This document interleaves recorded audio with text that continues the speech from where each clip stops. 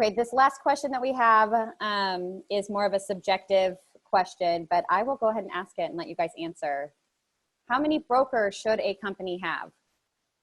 One, and it should be Scarborough. And just for the record, that's my answer too. Yeah, there are a lot of benefits to going with one U.S. Customs broker, especially when it comes to like data analytics and optimizing your supply chain, that sort of thing. Absolutely. Yeah. But that's it for all the questions. I appreciate you guys staying a little bit later, and to all the attendees that stayed a little bit later. You guys did an excellent job explaining everything today, and thank you to everybody that came, and please feel free to reach out to us with any other questions that you have. Awesome. Thank you, Kim. Thank you.